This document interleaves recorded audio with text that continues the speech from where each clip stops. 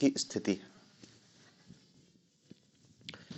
ठीक है, तो देखो अपन को यही देखना है, गुप्त काल में स्वर्ण काल का मुद्दा। गुप्त काल स्वर्ण काल था या नहीं।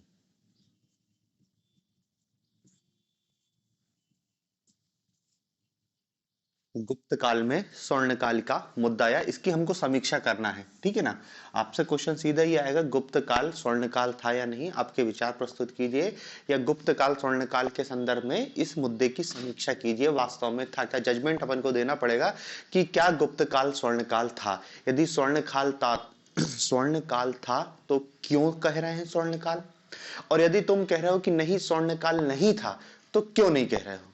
सबसे पहले तो आप ये जानो कि स्वर्ण काल golden age, golden age, golden age का मतलब यह है सबसे अच्छा टाइम। जैसे आप भी अपने जीवन में जैसे कहते सुनते होंगे कि यार मेरी स्कूल लाइफ मेरा गोल्डन पीरियड था, मेरी कॉलेज लाइफ मेरा गोल्डन पीरियड था, या कईयों को कहते सुने होंगे कि अभी मेरा गोल्डन पीरियड चल रहा है, या फिर कई ये कहेंगे कि हमारा तो आज तक ही गोल्डन पीरियड ही नहीं आ रहा, आज तक ही हमारा समय खराब चल रहा है। तो गोल्डन पीरियड मतलब हमारा सबसे अच्छा समय। तो यही पूरा जो भारतीय इतिहास है हमने हड़प्पा से पढ़ना चालू किया है और आगे 1947 तक जाएंगे। इस पूरे 5000 साल के इतिहास में गुप्त काल सबसे अच्छा समय है। भारतीय इतिहास का सबसे अच्छा समय गुप्त काल है, ऐसा यही इतिहासकार स्थापित करने का प्रयास कर रहे हैं कि पूरे भारतीय इतिहास में हड़प्पा सभ्यता से लेके हड़प्पा, फिर अपने वैदिक पढ़ा, फिर महाजनपद काल, बौद्ध काल, अभी आप गुप्त पढ़ रहे हो, फिर हर्षवर्धन आएगा, फिर राजपूत आएंगे, फिर दिल्ली सल्तनत की स्थापना होगी, फिर मुगल आ जाएंगे, फिर अंग्रेज आ जाएंगे, और फिर हम खुद ही आ गए 1947 के बाद, हमने खुद शासन किया। तो वो ये कह रहे हैं कि इस पूरे टाइम पीरियड में जो भारतीय इतिहास का सबसे अच्छा समय है वो गुप्त काल है।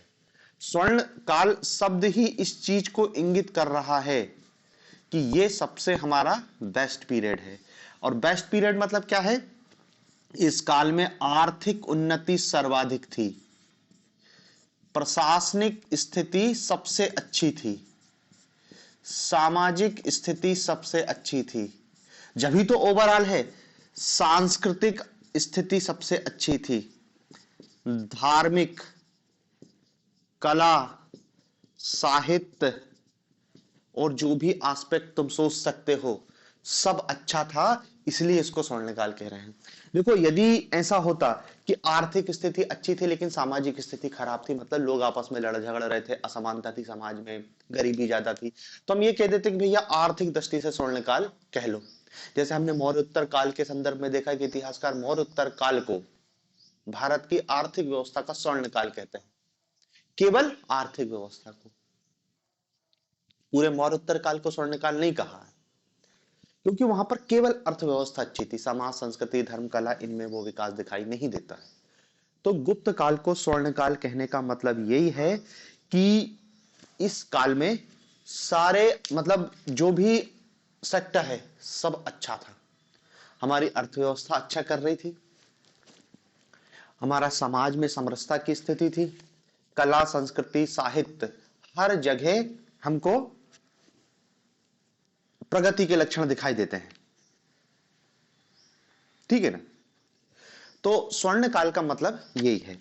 तो अब देखो क्या है ना कि इतिहास में दो टाइप के इतिहासकार हो गए हैं। सबसे पहले तो कुछ इतिहासकारों ने क्या कहा कि गुप्त काल एक स्वर्ण काल है, कुछ इतिहासकार, देखो पहले तो कहेंगे तभी उसका विरोध होगा, तो कुछ इतिहासकार क्या कहते हैं कि गुप्त काल स्वर्ण काल था, और स्वर्ण काल क्यों था, क्योंकि इस काल में राजनीतिक स्थायित्व, राजनीतिक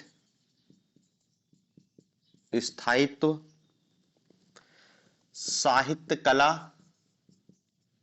साहित्य कला, विज्ञान, अर्थव्यवस्था, सभी क्षेत्रों में अभूतपूर्व प्रगति हुई, अभूतपूर्व प्रगति हुई। साहित्य, कला, विज्ञान सभी क्षेत्रों में अभूतपूर्व प्रगति हुई, और इस अभूतपूर्व प्रगति के कारण ही हम इसको क्या कह रहे हैं, स्वर्ण काल की संज्ञा दे रहे हैं। तो देखो एक लाइन में तो आपने स्पष्ट रूप से आपने बता दिया कि इस कारण से इन लोगों ने कहा है, राजनीतिक स्थायित्व, साहित्य, कला, अर्थव्यवस्था, विज्ञान सब क्षेत्र में अभूतपूर्व प्रगति हुई है, इसलिए स्वर्णकाल कह रहे हैं। तो इसका विरोध फिर दूसरे पक्ष के इतिहासकार कहेंगे, और वो क्या कहेंगे कि अच्छा बताना राजनीतिक स्थायित्व कैसा था, फिर वो बताएगा और फिर वो उसकी आलोचना करेंगे। तो देखो आपको स्वर्णकाल के दोनों पक्षों को बताना पड़ेगा। आप पहले उस पक्ष को बताओगे कि स्वर्णकाल के पक्ष में जो लोग तर्क दे रहे थे उनने क्या कहा, फिर जो लोग विरोध कर रहे थे उनने क्या कहा, और अंत में हमारा निष्कर्ष रहेगा कि क्या वाकई स्वर्णकाल था या नहीं था। तो पहले देखते हैं पक्ष में कि स्वर्णकाल के पक्ष में इतिहासकारों ने क्या, ये तो एक लाइन में मैंने बता दिया कि ये लोग कह रहे हैं कि सब जगह अच्छा था, लेकिन कुछ तर्क भी तो देना पड़ेगा ना कैसे अच्छा था। तो ये स्वर्णकाल के क्या है, पक्ष में, स्वर्णकाल के पक्ष में देखो सबसे पहला इनका जो तर्क है कि यह काल क्या है, राजनीतिक स्थायित्व का काल था, राजनीतिक स्थायित्व का काल था।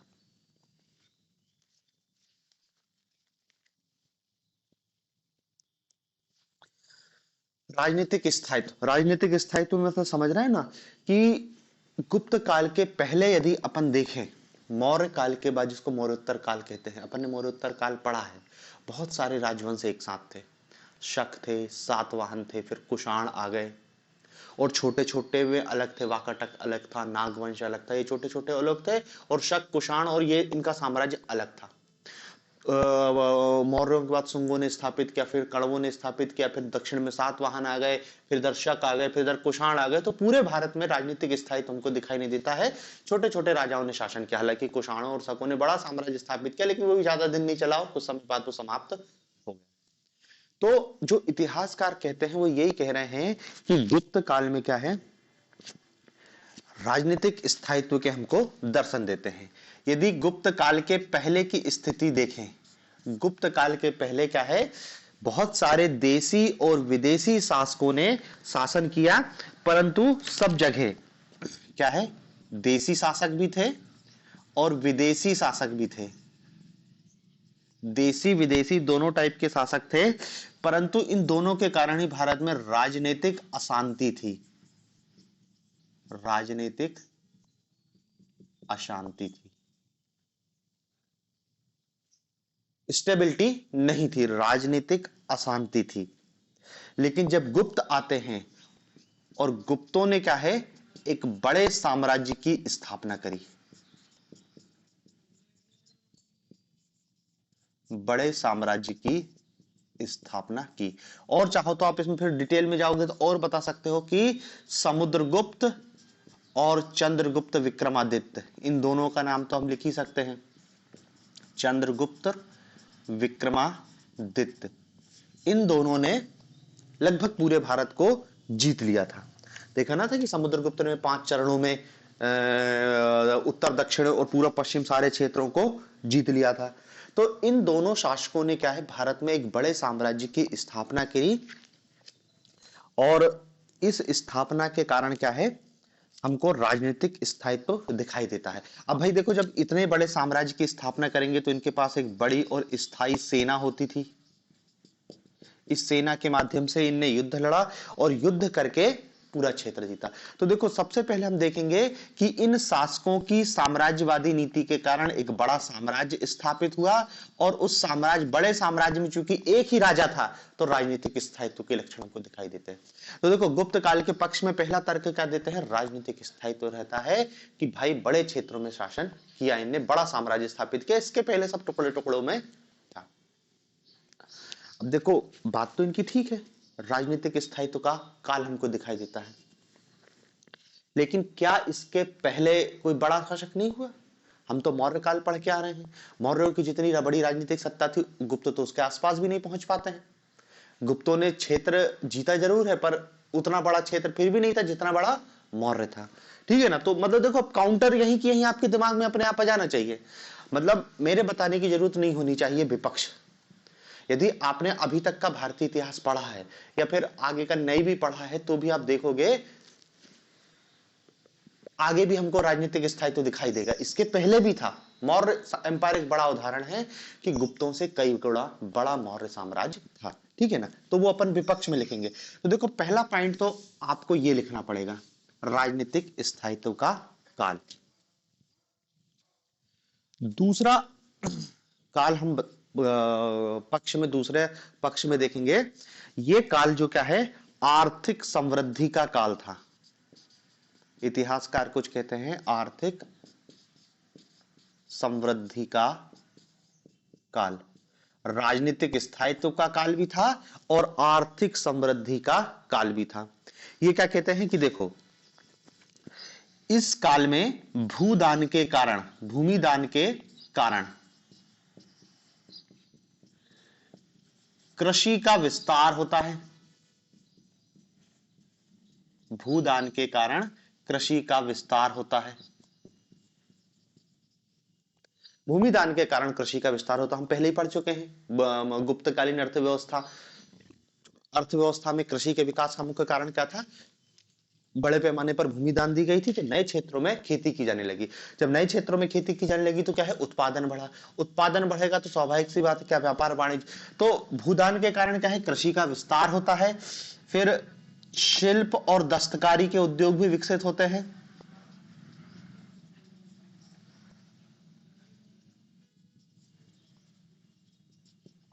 व्यापार वाणिज्य ये भी उन्नति की अवस्था में था। हम आंतरिक व्यापार देखें चाहे विदेश व्यापार देखें, भारत का रोम के साथ बहुत समृद्धि से व्यापार चल रहा था। तो अर्थव्यवस्था में भी हमको प्रगति के लक्षण दिखाई देते हैं। ठीक है, और इसका सबसे बड़ा प्रमाण है कि भारतीय इतिहास में सर्वाधिक मात्रा में जो सोने के सिक्के हैं, सर्वाधिक मात्रा में सोने के सिक्के ये गुप्तों ने जलाए। सर्वाधिक मात्रा में सोने के सिक्के गुप्त शासकों के द्वारा चलाए गए थे और ये इनकी आर्थिक समृद्धि का प्रमाण है। तो देखो पहले पॉइंट में राजनीतिक स्थायित्व तो बता दिए और दूसरे पॉइंट में क्या बता दिया, आर्थिक समृद्धि बता दी। अब तीसरे पॉइंट में क्या बता दें, राजनीति हो गई, अर्थव्यवस्था हो गई, अब समाज पे आ जाते हैं। तीसरा पॉइंट क्या बता देंगे, सामाजिक क्षेत्र में, सामाजिक क्षेत्र, सामाजिक क्षेत्र। अब देखो सामाजिक क्षेत्र में ये क्या कहते हैं कि इस काल में शूद्रों एवं दासों की स्थिति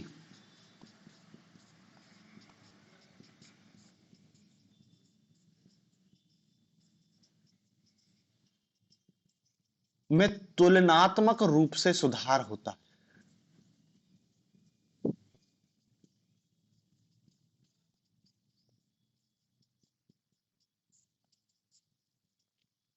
शूद्रों एवं दासों की स्थिति में तुलनात्मक रूप से सुधार होता है।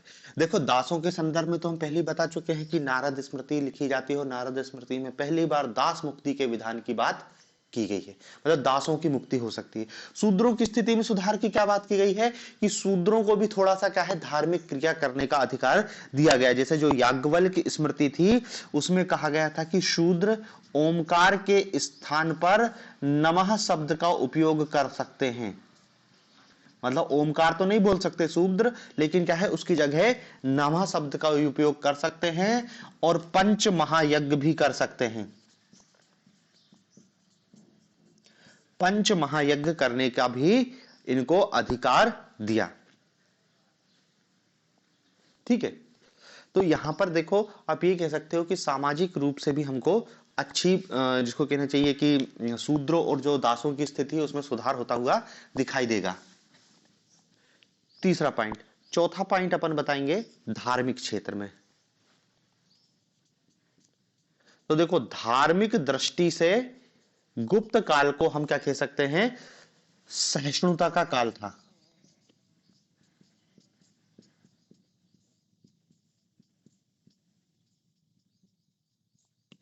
धार्मिक दृष्टि से जो गुप्त काल था वो क्या था, सहिष्णुता का काल था। यद्यपि गुप्त शासक वैष्णव धर्म के अनुयायी थे, लेकिन क्या है कि देखो, चाहे वैष्णव हो, शैव, बौद्ध, जैन, सभी धर्मों को संरक्षण दिया गया। सभी धर्मों के मंदिरों की स्थापना, बौद्ध विहार, जो जो कर सकता था। हम देखेंगे जैन मूर्तियां भी स्थापित हुई हैं, मंदिर बने हैं, तो शिव मंदिर भी बना है, वैष्णव मंदिर भी बना, सूर्य मंदिर भी बना है, शाक्त पूजा को भी जिसको कहना चाहिए कि समर्थन दिया गया है। तो ये कह सकते हैं कि भाई धार्मिक दृष्टि से सहिष्णुता का काल था, और वैष्णव धर्म भी विकसित होता है, शैव धर्म भी विकसित होता है, बौद्ध धर्म भी विस्तारित करता है। मतलब ऐसा नहीं है कि किसी एक धर्म का दमन कर दिया और किसी को एक उठा दिया, नहीं, सर्वधर्म संभाव या धार्मिक सहिष्णुता का काल, इस दृष्टि से धार्मिक दृष्टि से भी संपन्नता का काल हम कह सकते हैं। ठीक है ना। और चाहो तो इसमें लिख सकते हो कि यही काल है जिसमें हम देख रहे हैं कि षड दर्शनों का विकास हुआ।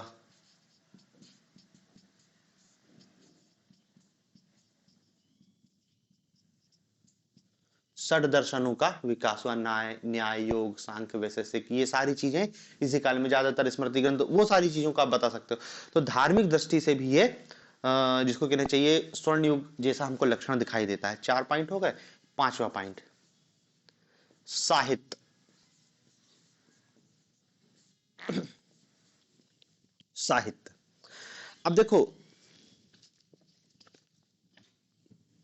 पूरे प्राचीन भारत का सबसे अच्छा साहित्य गुप्त काल का था।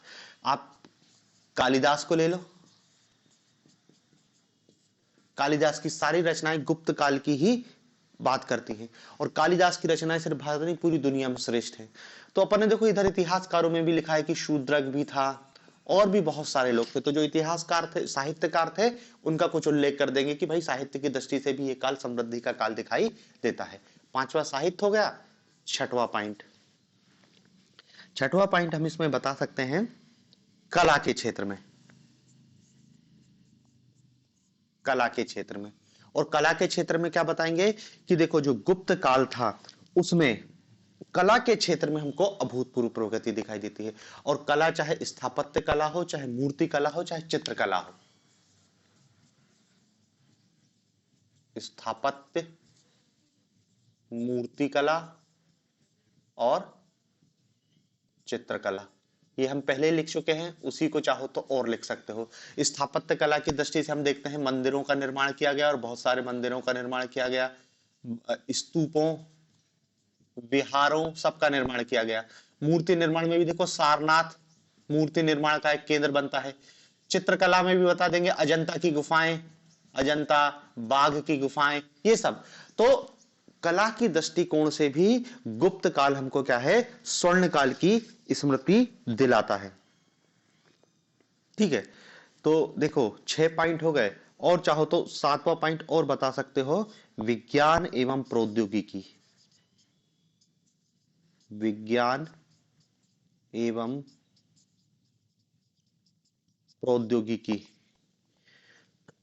विज्ञान एवं प्रौद्योगिकी।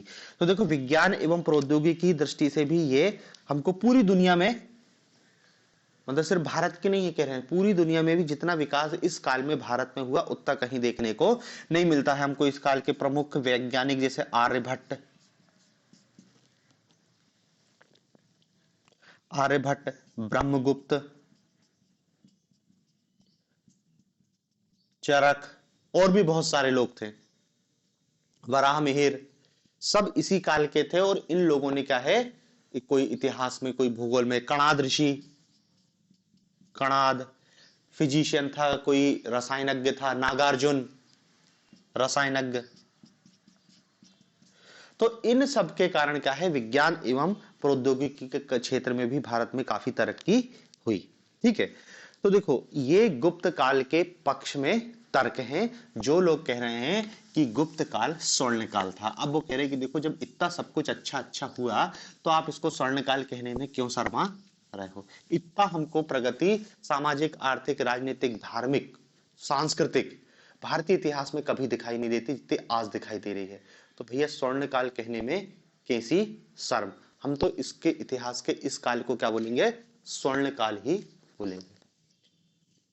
इनके अपने तर्क थे, लेकिन सब ऐसा तो है नहीं कि इन तर्कों को सीधे सीधे स्वीकार कर लिया जाएगा, अब इनका काउंटर किया जाएगा। तो काउंटर भी आपको याद रखना है कि इनने बोला क्या क्या है। देखो,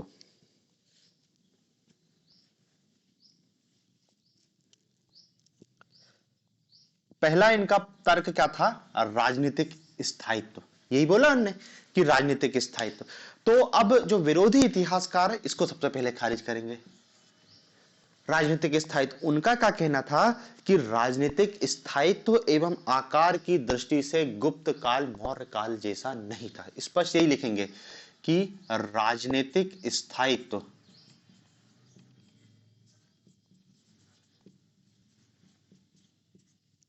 राजनीतिक स्थायित्व एवं आकार की दृष्टि से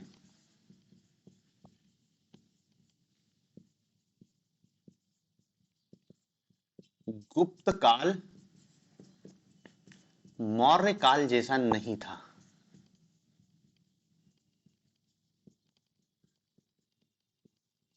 गुप्त काल मौर्य काल जैसा बिल्कुल भी नहीं था। और ये तो हम समझ भी रहे, जिस व्यक्ति ने मौर्य काल को पढ़ा है, मौर्य साम्राज्य की राजनीतिक सीमाएं पढ़ा है, उसको पता हो जाएगा कि गुप्तों का क्षेत्र तो बहुत छोटा था और स्टेबिलिटी उतनी नहीं थी जितनी मौर्यों के समय थी। मौर्यों के पास इतना बड़ा क्षेत्र होने के बाद भी गजब की राजनीतिक स्थायित्व था, क्योंकि उनके पास वो ब्यूरोक्रेसी थी। जितनी बड़ी ब्यूरोक्रेसी मौर्यों की थी, इनके आसपास भी नहीं थी। बल्कि इनके यहां तो और क्या समस्या थी, अभी अपन पढ़ेंगे। गुप्तों की जो व्यवस्था थी वो क्या है? सामंतवादी व्यवस्था है। तो हम ये बताएंगे कि इनकी राजनीति व प्रशासन में सामंती लक्षण दिखाई देते हैं। सामंती लक्षण दिखाई देते हैं और यही सामंती लक्षण इनको बर्बाद करेंगे। यही सामंती लक्षण गुप्त काल की बर्बादी का कारण देखेंगे। अब इनके पतन का कारण देखेंगे तब यही देखेंगे। देखो, मौर्य काल में क्या होता था? जो राजा था, और राजा अपनी व्यवस्था, राजा अपने शासन के लिए क्या है, पूरी एक नौकरशाही की रखता था। पूरा मंत्री परिषद है, मंत्री परिषद में फिर उन्होंने कहा कि 28 तीर्थ हैं, फिर अध्यक्ष है 28 अध्यक्ष, 17 तीर्थ, ऐसा बहुत लंबी चौड़ी ब्यूरोक्रेसी थी। और वो प्रांतों का शासन गवर्नर के माध्यम से करता था। गवर्नर को भी राजा खुद नियुक्त करता था और गवर्नर की ब्यूरोक्रेसी पर भी राजा का अधिकार होता था।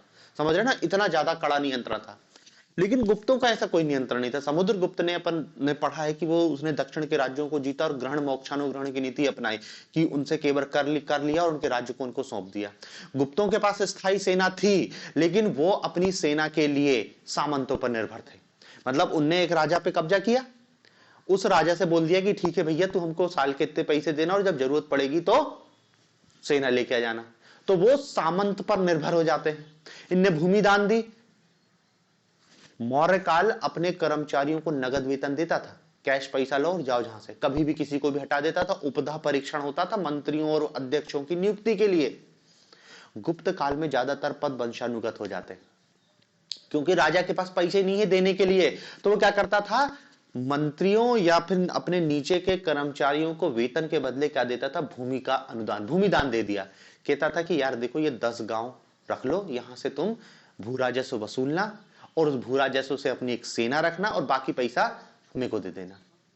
तो यही था सामंती लक्षण। सामंतवाद विकसित होता है कि राजा के नीचे एक छोटा राजा बन जाएगा, बस पूरा गुप्त साम्राज्य ऐसा ही है। और जब जिस दिन राजा को सेना की जरूरत पड़ेगी, वो सारे सामंतों को बोलेगा कि यार सेना ले लेके आ जाओ। कोई आएगा, कोई नहीं आएगा, कोई पड़ोसी दुश्मन से मिल जाएगा, क्योंकि उसके पास तो कोई खुद की सेना ही नहीं है।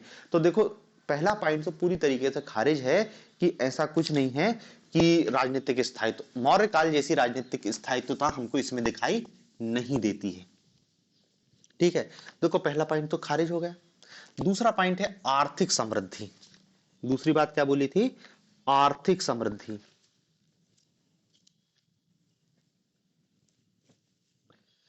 आर्थिक समृद्धि में पहला इन्होंने जो तर्क दिया था कि भूदान के कारण क्या है? कृषि क्षेत्र का विस्तार होता है, और कृषि क्षेत्र का विस्तार होता है तो उत्पादन में वृद्धि होती है। ठीक है ना? लेकिन देखो,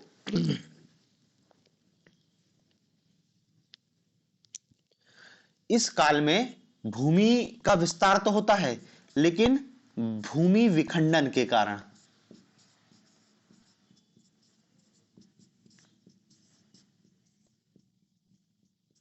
उत्पादन में कमी होती है।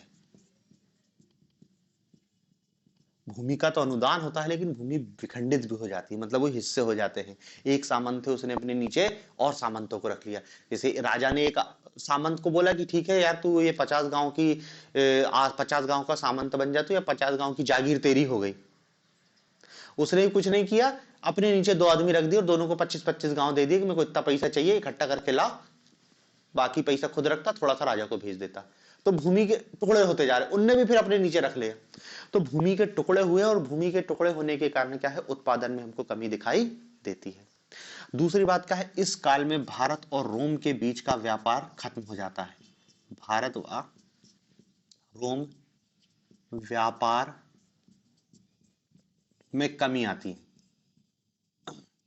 और यह भारत के लिए एक बड़ा सेटबैक था, क्योंकि रोम भारत का क्या है, एक्सपोर्टर था। भारतीय वस्तुओं की मांग रोमन एम्पायर में अत्यधिक थी, मतलब यूरोप के शासक को आप रोम समझ लो, पूरा रोमन एम्पायर वहां पे बहुत बड़ा एम्पायर था।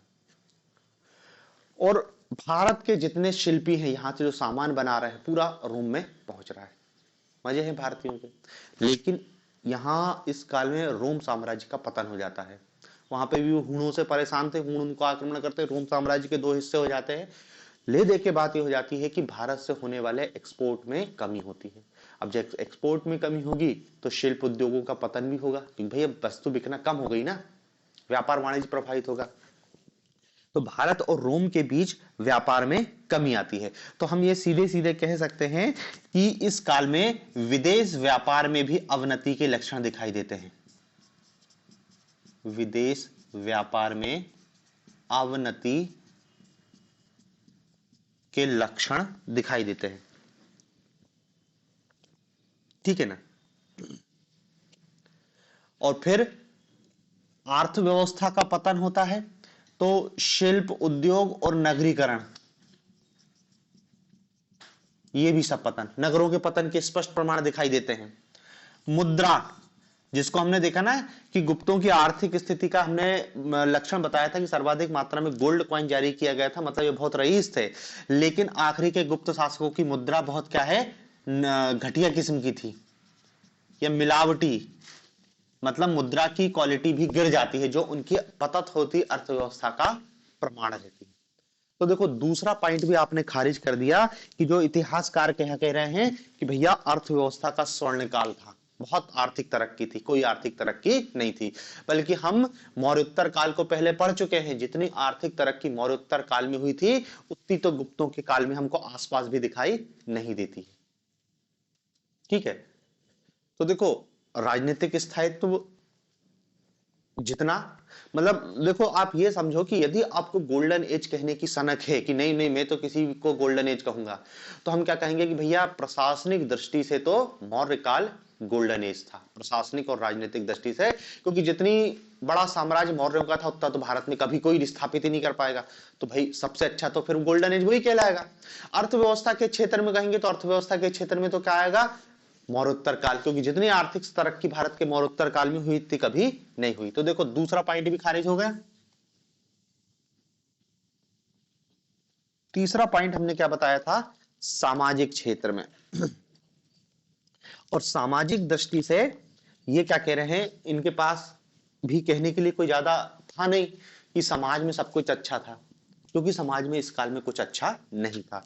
यदि हम गुप्तकालीन समाज की बात करें, हम पहले ही पढ़ चुके हैं, गुप्तकालीन समाज में हमको बहुत सारे दोष दिखाई देते हैं, मतलब सामाजिक दृष्टि से तमाम दोष, सामाजिक दृष्टि से बहुत सारे दोष दिखाई देते हैं। क्या दोष दिखाई देते हैं, इस काल में हमको अस्पृश्यता के लक्षण दिखाई देते हैं। बता रहा है ना फाहियान, चांडाल कह रहे हैं कि उनको नगरों में प्रवेश करने की अनुमति नहीं होती है, उनकी छाया नहीं पड़ती, बहुत विस्तृत वर्णन किया है। तो हमको अस्पृश्यता के लक्षण दिखाई देते हैं। दास प्रथा पहले भी थी, इस काल में भी विद्यमान थी। तो कौन सा तीर मार लिया तुमने? दास पहले भी होते थे, बाजार में दास खरीदे और आदमी को खरीदा और बेचा जा रहा है, इस काल में भी आदमी को बाजार में खरीदा और बेचा जा रहा है। मतलब आदमी बाजार में खरीद बिक रहे हैं, जैसे जानवर बिकता है ना, वैसे आदमी बिक रहे हैं। तो आप उस काल को स्वर्णकाल कैसे कह सकते हो कि जहां पे आदमी बाजार में बिक रहा है? तो अस्पृश्यता भी थी, दास प्रथा भी विद्यमान थी, स्त्रियों की स्थिति तो अत्यंत दयनीय थी। स्त्रियों की स्थिति कैसे? भाई देखो, देवदासी प्रथा के लक्षण हमको दिखाई देते हैं, सती प्रथा का प्रमाण हमको स्पष्ट दिखाई देता है, बाल विवाह था, और पर्दा प्रथा के भी साक्ष्य मिलते हैं हमको। तो महिलाओं की कौन सी अच्छी स्थिति थी? संपत्ति का अधिकार उनको दे नहीं रहे। तो ना तो दलितों की, शूद्रों की स्थिति अच्छी थी, ना ही महिलाओं की स्थिति अच्छी थी। विधवाओं का जीवन तो अत्यंत कष्टमय था ही, मनु ने बहुत टाइप के रिस्ट्रिक्शन उन पर लगाई दिए थे। ठीक है ना। तो देखो, सामाजिक क्षेत्र की बात जहां तक करें, सबसे वर्ण व्यवस्था, वर्ण व्यवस्था, ब्राह्मण, क्षत्रिय, शूद्र, वैश्य। और देखो, इस काल में सबसे बुरी बात क्या थी कि वर्ण व्यवस्था में जो दंड विधान था उसको जोड़ दिया गया था। इस पॉइंट को तो आप इधर भी लिख सकते हो प्रशासनिक व्यवस्था में, कि भाई प्रशासनिक व्यवस्था में दंड व्यवस्था भी वर्ण आधारित थी, कि ब्राह्मण को अलग दंड दिया जाएगा एक ही अपराध के लिए, शूद्र को अलग दंड दिया जाएगा, वैश्य को अलग, क्षत्रिय को अलग, तीनों की तुलना, सब कुछ अलग अलग था। तो न्याय व्यवस्था भी भेदभावपूर्ण थी। तो जब इतना सब कुछ था, समाज में समरसता के कोई लक्षण नहीं दिखाई दे रहे, तो आप कैसे कह सकते हो कि वो स्वर्णकाल था? तो देखो, सामाजिक दृष्टि से भी हम इसको क्या है, खारिज कर देंगे कि नहीं, ये स्वर्णकाल बिल्कुल नहीं था। ठीक है। तो देखो, ना तो प्रशासनिक दृष्टि से था, ना राजनीतिक दृष्टि से, ना आर्थिक दृष्टि से, ना ही सामाजिक दृष्टि से। अब आते हैं धार्मिक दृष्टि से। धार्मिक दृष्टि से क्या बोल रहे हैं कि धार्मिक सहिष्णुता का काल था। ठीक है भाई, बौद्ध, जैन, शैव सभी धर्मों के अनुयायियों को पर्याप्त यहां पर सुरक्षा दी जा रही है और सब कुछ था। पर ये जो धार्मिक सहिष्णुता की नीति थी, क्या गुप्त शासक पहले व्यक्ति हैं जिनने धार्मिक सहिष्णुता की नीति को अपनाया? देखो, धार्मिक सहिष्णुता की नीति हमको गुप्तों के पूर्ववर्ती काल, तो आप क्या बताओगे कि गुप्तों के पूर्ववर्ती साम्राज्यों ने भी धार्मिक सहिष्णुता की नीति को अपनाया था।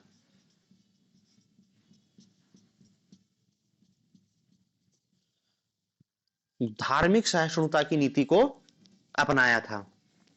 ठीक है ना। और धार्मिक सहिष्णुता की नीति को अपनाया था वही मौर्य काल, अशोक की धम्म पॉलिसी। ब्राह्मण, क्या कहते हैं, ब्राह्मण धर्म हो चाहे जैन धर्म हो चाहे अजीवक धर्म हो, सभी धर्मों को उसने विकास का पर्याप्त अवसर दिया। तो गुप्तों ने ये कोई नया काम नहीं किया, ये पहले से होते आ रहा था। और देखो, ना केवल मौर्यों के बाद भी शुंग पर ब्राह्मण धर्म का पक्षपाती होने का आक्षेप लगाते हैं इतिहासकार, लेकिन शुंग काल में भी देखो कुछ स्तूपों का निर्माण हुआ है, मतलब उनने भी बौद्धों को संरक्षण दिया है। और बाद के शासक काल में भी हम देखेंगे कि कुषाण कुछ शैव के अनुयायी थे, कुछ बौद्ध के अनुयायी थे, ऐसा।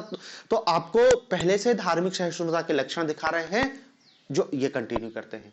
देखो, यदि इसको हम अच्छी बात तब कहते हैं कि भाई इनके पहले के शासकों ने धार्मिक कट्टरता की नीति अपनाई, कि एक धर्म को संरक्षण दिया, बाकियों को कुचल दिया, धार्मिक कट्टरता की नीति अपनाई। फिर गुप्त यदि धार्मिक सहिष्णुता की नीति अपनाते तो कहते कि इनने अच्छी बात करी।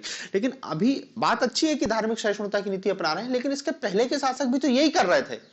तो फिर इस आधार पर भी आप इनको स्वर्णकाल कैसे कह सकते हो?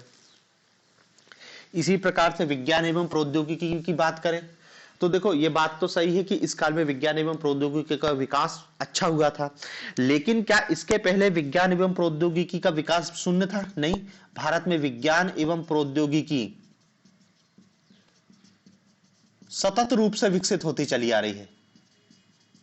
सतत रूप से विकसित, सतत रूप से विकसित मतलब क्या है?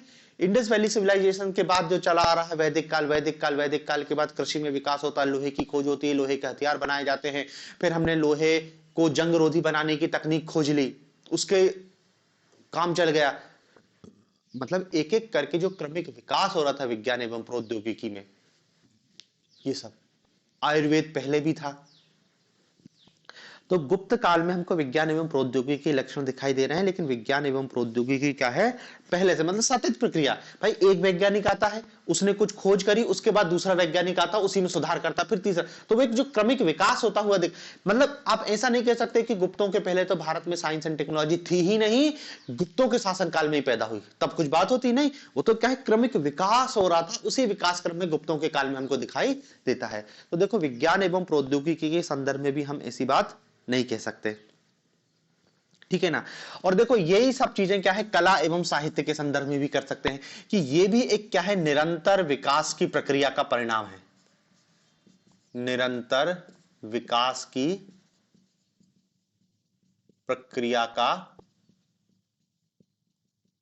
परिणाम, निरंतर विकास के प्रक्रिया का परिणाम। भाई बौद्ध काल में भी हम देख रहे हैं कि मूर्ति कला का विकास हुआ था बहुत बाद में।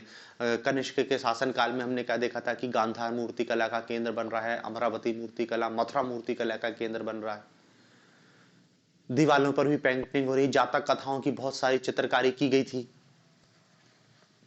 तो ऐसा नहीं है कि पहले कला साहित्य विज्ञान कुछ नहीं था, इसके पहले भी साहित्य बहुत लिखा गया। बौद्ध साहित्य तो कितना लिखा गया है पाली भाषा में, जैनों का साहित्य लिखा गया प्राकृत भाषा में। तो वो भी एक क्या है, विकास प्रक्रिया का ही परिणाम है। तो मतलब आप ये नहीं कह सकते हो कि गुप्त काल में ही साहित्य और उसकी प्रगति हुई, उसके पहले शून्य था। भाई यदि कोई चीज इसके पहले शून्य होती और अचानक से यहां प्रकट होती तब कुछ बात थी, लेकिन ये तो क्या है, विकास का परिणाम था कि धीरे धीरे धीरे धीरे विकसित होते हुए गुप्त काल, तो विकास तो यहीं से चालू हुआ ना। तो ये देखो आप दोनों पक्षों को यहां पर आपने बता दिया। एक पक्ष में आपने लिख दिया कि गुप्त काल को स्वर्ण काल कहने के पक्ष में क्या तर्क हैं, फिर उन्हीं तर्कों को खारिज कर दिया। और देखो यदि आप आंसर को इसी रूप में लिखोगे तो ज्यादा अच्छा है कि आप दो हिस्से करो कॉपी के, एक साइड लिखो स्वर्णकाल के पक्ष में, एक साइड लिखो स्वर्णकाल के विपक्ष में, और जो पॉइंट इधर लिखो उसी का काउंटर इधर कर दिया, तो कॉपी जो चेक करेगा उसको आसानी होगी। आप पहले 4 पॉइंट स्वर्णकाल लिखोगे, फिर विरोध में करोगे, तुरंत करो, और अंत में फिर क्या है, अपना मूल्यांकन लिखो। ये मेन है, मूल्यांकन पूछे या समीक्षा लिख सकते हो, या फिर आपका क्या निष्कर्ष है, आपका क्या विचार है, ये मेन आपका कंक्लूजन करना अनिवार्य है। और कंक्लूजन करने के संदर्भ में ये कह सकते हैं कि विभिन्न मतों की समीक्षा करने पर हम इस निष्कर्ष पर पहुंच सकते हैं, या ये कहा जा सकता है कि गुप्त काल स्वर्णकाल नहीं था, गुप्त काल स्वर्णकाल नहीं था, गुप्त काल स्वर्णकाल नहीं था। यह बात सही है कि कई क्षेत्रों में स्थिति अच्छी थी, कई क्षेत्रों में स्थिति अच्छी थी, कई क्षेत्रों में स्थिति अच्छी थी, इसमें कोई दो राय नहीं है। लेकिन आप कह लो कि नहीं सभी क्षेत्रों में अच्छी थी, तो ऐसा भी नहीं मान सकते। तो देखो निष्कर्ष में ये लिखना जरूरी है कि सभी मतों की समीक्षा करने के बाद इस निष्कर्ष पर पहुंचा जा सकता है कि गुप्त काल स्वर्णकाल नहीं था, यद्यपि कई क्षेत्रों में स्थिति काफी अच्छी थी, अच्छी नहीं, क्या लिखो, काफी अच्छी थी, काफी अच्छी थी, ठीक है ना। फिर आप लिखो दरअसल स्वर्णकाल या अंधकार काल, इसका अपोजिट अंधकार काल, स्वर्ण काल या अंधकार काल अपने आप में अनैतिहासिक है, अपने आप में अनैतिहासिक है,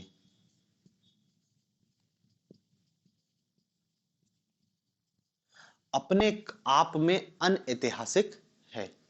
और यह दरअसल क्या है, यूरोपियन इतिहास लेखन का, यूरोपियन इतिहास लेखन का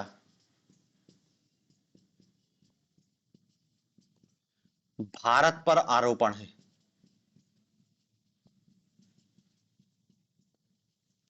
यूरोपीय इतिहास लेखन का भारत पर आरोपण है। मतलब देखो भारत में ऐसा कोई कॉन्सेप्ट नहीं है स्वर्णकाल और डार्क एज, यूरोप के इतिहास में है, वहां पे स्वर्णकाल कहते हैं गोल्डन एज, और गोल्डन एज के विपरीत का शब्द यूज करते हैं डार्क एज। क्योंकि वहां के इतिहास को जैसा लिखा गया है तो कुछ क्षेत्र को उनने अपना बता दिया कि भाई जो पुराना यूनान वाला जो इतिहास था एथेंस में जब विकास का होता है 6ठी शताब्दी ईसा पूर्व से अगले 1000 सालों तक, वो उनका ये हमारा गोल्डन एज है। लेकिन फिर 7वीं शताब्दी के बाद वहां पर डार्क एज चालू हो जाता है, अंधकार काल हो जाता है, 400-500 साल डार्क एज में चलते हैं वो। मतलब डार्क एज मतलब कुछ भी अच्छा नहीं हो रहा। लेकिन भारतीय इतिहासकार में ऐसा कोई काल नहीं था जिसको हम डार्क एज कह दें। डार्क यूरोप के डार्क एज का मतलब सब कुछ खत्म, कला, साहित्य, व्यापार, वाणिज्य सब कुछ खत्म, यूरोप भिखारी बन जाता है। ऐसा डार्क एज भारत में कभी नहीं आया। भारत का सबसे ज्यादा डार्क एज तो हमारा ब्रिटिश राज था। उसके पहले तो कहीं ना कहीं चाहिए, देखो आप गुप्त पढ़ोगे, गुप्तों के बाद पतन होगा, हर्षवर्धन आएगा, हर्षवर्धन के बाद राजपूत आएंगे और छोटे छोटे राज आएंगे। लेकिन आप देखोगे दक्षिण में बड़े साम्राज्य स्थापित हो जाएंगे, चोल आ जाएगा, एक बड़ी राजनीतिक सत्ता स्थापित हो जाएगी।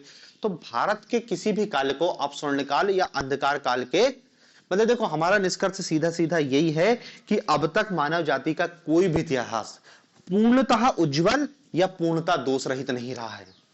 इतिहास का कोई भी काल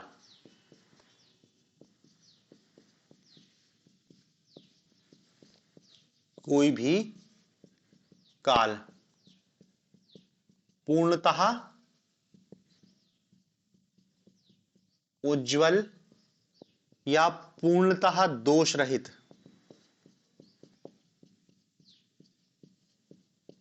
नहीं रहा है। पूर्णतः उज्जवल या पूर्णतः दोष रहित नहीं रहा है, ठीक है ना। इसलिए गुप्त काल गुप्त काल में स्वर्ण काल को तलाश करना सही बात नहीं है। हाँ, इसको हम एक अच्छा काल जरूर कह सकते हैं कि इसमें काफी क्षेत्रों में तरक्की हुई, काफी क्षेत्रों में प्रगति हुई, लेकिन कुछ इसमें क्षेत्र में कमी आती है। जैसे सामाजिक क्षेत्र में हमको दिखाई देती है, राजनीतिक क्षेत्र में हमको सामंतवाद दिखाई देता है, धार्मिक क्षेत्र में भी हमको कुछ समस्याएं दिखाई देती हैं। तो एक अच्छे काल के रूप में गुप्त काल को आप जरूर कह सकते हो, लेकिन आप कह दो कि नहीं स्वर्ण काल ही है, सब कुछ बढ़िया था, तो वो भी बात स्वीकार नहीं है। और आप बिल्कुल डार्क एज भी नहीं कह सकते हो।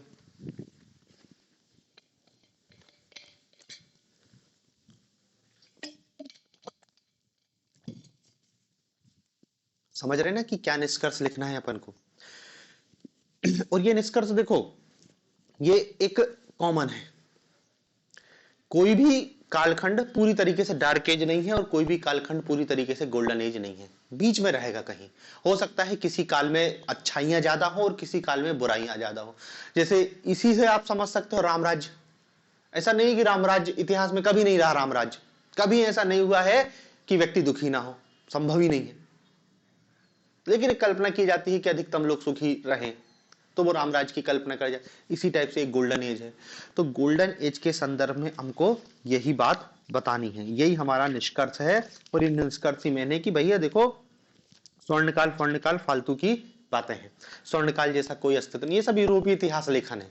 उनने भी भारत का जब इतिहास लिख दिया तो गुप्त काल को उनने स्वर्णकाल की संज्ञा दे दी। और फिर भारतीय इतिहासकार खासकर क्या है, गुप्त काल में देखो ये तो सही है कि हिंदू धर्म का पुनरुत्थान जैसे लक्षण दिखाई देते हैं, इसलिए बहुत ज्यादा इसको इतिहास में तवज्जो दी जाती है कि हिंदू धर्म का जो वर्तमान स्वरूप है गुप्त काल में आकर निर्मित हुआ। मंदिर निर्माण भारत में गुप्त काल में चालू हुआ। जितने हमारे स्मृति ग्रंथ है गुप्त काल में कंप्लीट होते हैं। हमारे रामायण महाभारत जैसे महाकाव्य गुप्त काल में कंप्लीट होते हैं। इसलिए गुप्त काल को इतनी तवज्जो दे रहा है भारतीय इतिहासकार। जबकि ऐसा कुछ नहीं है कि स्वर्णकाल, स्वर्णकाल का तो मतलब यही है ना कि भाई इतनी समृद्धि थी भारत में कि इसकी क्या बताएं। और जब देखो समृद्धि केवल आर्थिक नहीं होती है, समृद्धि केवल आर्थिक नहीं होती है। ऐसा नहीं कि कोई व्यक्ति बहुत अमीर है लेकिन उसके परिवार में लड़ाई है, वो बीमार है, उसकी राजनीतिक व्यवस्था खराब है, तो उसको हम फिर अमीर नहीं कहेंगे। समृद्धि तो क्या है, चहुमुखी होती है। चहुमुखी होती है तभी तो स्वर्णकाल कहते हैं। भाई आप अपने जीवन को स्वर्णकाल किसको कह रहे हो? ऐसा थोड़ी कि आपकी जेब में पैसा था लेकिन आप बीमार पड़े थे, उसको आप स्वर्णकाल नहीं कहोगे। भले आपके पास पैसा कम हो लेकिन स्वस्थ हो, तो आप स्वस्थ हो, शारीरिक मानसिक रूप से आपकी जेब में पैसा हो, घर परिवार में कोई दुखी नहीं हो, सब जगह समृद्धि हो, तब आप उसको अच्छा समय कहोगे। तो यहाँ पे इसी रूप में आप किसी भी कालखंड को अच्छा है बुरा नहीं कह सकते। हाँ, कुछ अच्छी चीजें होती है, कुछ बुरी चीजें होती है किसी भी कालखंड में, ठीक है। तो देखो ये गुप्त काल के स्वर्ण काल का मुद्दा था। हमको दोनों पक्षों को बताना है और फिर उसके बाद निष्कर्ष देना है। बाकी देखो क्या है ना कि आंसर क्वेश्चन के हिसाब से मान लो 60 शब्द में ही पूछ लिया इनने, तो आपको बहुत सीमित रूप में बताना पड़ेगा। और यदि 200 वर्ड में सब पूछा है तो फिर तो आपको अच्छा खासा लिखना पड़ेगा, मतलब फिर आपके पास है पर्याप्त लिखने के लिए। तो 200 शब्द बहुत आसानी से हो जाएंगे। आप एक साइड 75 शब्द लिखोगे, दूसरी साइड 75 शब्द लिखोगे, 150 दो 50 शब्द में आप निष्कर्ष, 20 एक लाइन में आप क्या है 20 एक शब्द में आप इंट्रोडक्शन लिखोगे, आसानी से 200 शब्द में ये क्वेश्चन को तैयार है। तो इसको इस रूप में तैयार करोगे, 200 शब्द में आए चाहे 50 शब्द में आए, हम इसको बता सकते हैं। ठीक है, तो ये गुप्त के स्वर्ण काल का मुद्दा था। फिर गुप्त काल में एक और प्रश्न है, हाँ, गुप्तों का पतन। गुप्तों का पतन, गुप्त काल के पतन के क्या कारण थे? तो देखो, गुप्त काल के पतन के कारण क्या, राज व्यवस्था के जो पतन के कारण है वो सामान्यतः सब कॉमन ही रहते हैं। सबसे पहला तो एक हो जाता अयोग्य उत्तराधिकारी। अयोग्य उत्तराधिकारी, ये एक बहुत कॉमन पॉइंट होता है राज व्यवस्था के पतन में। राज व्यवस्था के पतन में सबसे बड़ा कारण क्या हो जाता है? अयोग्य उत्तराधिकारी। देखो, सामान्यतः आप किसी भी डायनेस्टी को पढ़ोगे, ज्यादा से ज्यादा 3 पीढ़ी या 4 पीढ़ी, बस इसके बाद कोई भी डायनेस्टी खत्म हो जाती है, खत्म होना चालू हो जाती है। कोई भी डायनेस्टी, कोई भी राजवंश में आपको ये नहीं दिखाई देगा। अब आप मौर्य डायनेस्टी पढ़ो, चंद्रगुप्त मौर्य, बिंदुसार, अशोक, अशोक के बाद खत्म, 3 पीढ़ी केवल। गुप्तों को पढ़ेंगे, गुप्तों का उत्थान तो चंद्रगुप्त प्रथम से हुआ था, उसके पहले तो कुछ भी नहीं था। समुद्रगुप्त, चंद्रगुप्त, विक्रमादित्य, 3 पीढ़ी। फिर कुमारगुप्त के समय से तो पतन चालू हो जाता, कुमारगुप्त, स्कंदगुप्त, सब ढलान का काल है। तो केवल हमको 2 शासक दिखाई देते हैं, चंद्रगुप्त और विक्रमादित्य। तो 3-4 पीढ़ी के बाद गुप्त काल भी खत्म हो जाता है। यही आगे के शासन काल में देखोगे आप, मुगलों को भी आप देखोगे, इतने बड़े क्षेत्र में शासन किया, लेकिन मुगल भी क्या, भले बाबर ने स्थापित किया, लेकिन मुगल को पढ़ेंगे तो अकबर उनका मेन संस्थापक है। अकबर, अकबर के बाद जहांगीर, जहांगीर के बाद शाहजहां और औरंगजेब, और खत्म। औरंगजेब के बाद कोई नहीं है मुगल, तो 4 पीढ़ी चलता है। तो कोई भी डायनेस्टी 3 या 4 पीढ़ी ही चल रही है। देखो, नियम बन जा रहा है 3 या 4 पीढ़ी, और 3 या 4 पीढ़ी के बाद अपने आप अयोग्य उत्तराधिकारी आ जाते हैं। उसका भी कारण है। दरअसल क्या है कि देखो, जो पहली पीढ़ी है, पहली पीढ़ी ये क्या करती है? संघर्ष करती है, राज स्थापित करना है, लड़ाई, युद्ध करता, उसका अपना योग्यता रहती है, तब जाके वो आगे बढ़ता है। तो इस पहली पीढ़ी जब संघर्ष करती है, तो ये पहली पीढ़ी अपने उत्तरार्ध में जाके स्थापित हो पाती है। मतलब जब वो बूढ़ा होने वाला होता तब एक बड़ा साम्राज्य स्थापित हो जाता है। तो इस पहली पीढ़ी के संघर्ष में क्या है, उसकी दूसरी पीढ़ी उसका साथ देती है। भाई, राजा लड़ रहा था, समुद्रगुप्त लड़ रहा है, तो समुद्रगुप्त का लड़का भी उसके साथ साथ दे रहा है। हम देख रहे हैं ना कि बिंदुसार लड़ रहा है, तो बिंदुसार के साथ अशोक गवर्नर बना हुआ है और वो काम कर रहा है, क्योंकि वो स्थापित नहीं है, तो दूसरी पीढ़ी को भी उसके साथ संघर्ष करना पड़ता है। तो पहली पीढ़ी का संघर्ष है तो वो क्या है? योग्य है। दूसरी पीढ़ी ने भी संघर्ष किया तो वो योग्यता है। फिर तीसरी पीढ़ी थोड़ी सी आके अब ये है कि भाई दूसरी पीढ़ी और तीसरी पीढ़ी के बीच क्या है, और फिर इसके बाद तो क्या है, आप देखोगे पतन के लक्षण। क्योंकि पतन लक्षण क्यों? क्योंकि संघर्ष खत्म हो गया।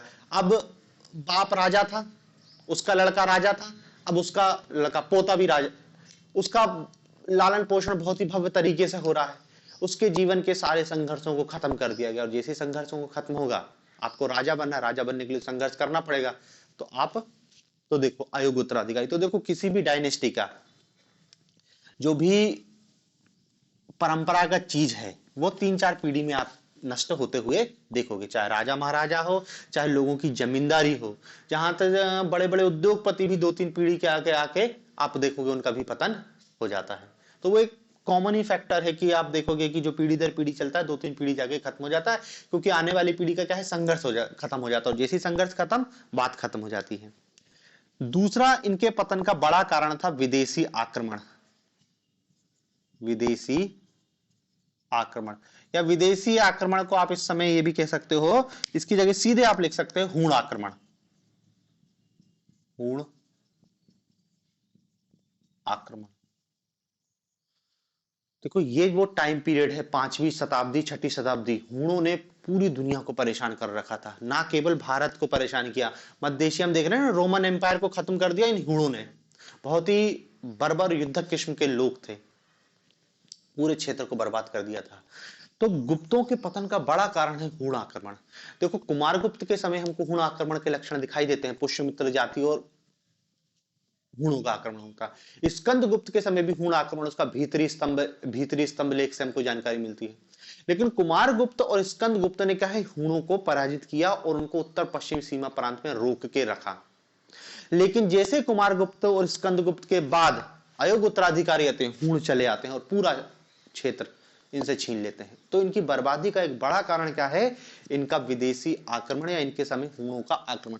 और देखो, यदि गलती स्कंदगुप्त और कुमारगुप्त की भी है, कुमारगुप्त और स्कंदगुप्त ने हूणों को सफलतापूर्वक रोक के रखा, लेकिन ऐसी कोई पॉलिसी नहीं बनाई उत्तर पश्चिम सीमा प्रांत की किलेबंदी कर देते कि हूण आ ही ना पाए, क्योंकि उनके तो लगातार आक्रमण हो रहे थे, तो शायद आने वाले शासक बच जाते। लेकिन कुमारगुप्त और स्कंदगुप्त ने भी केवल उनको रोक के रखा, कोई परमानेंट व्यवस्था नहीं की। तो जैसे ही वो हारेंगे, कमजोर होंगे और ये इनका पतन कर देंगे। ठीक है ना। तीसरा,